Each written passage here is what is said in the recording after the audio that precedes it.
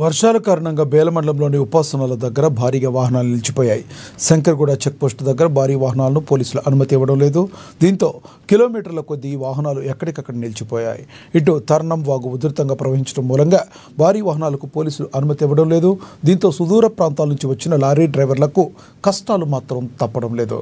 గత 3 రోజుల నుండి తెలంగాణ బోర్డర్ వద్ద భారీ వాహనాలకు అనుమతి ఇవ్వకపోవడంతో చాలా ఇబ్బందులు ఎదుర్కొంటున్నామని డ్రైవర్లు చెప్తున్నారు.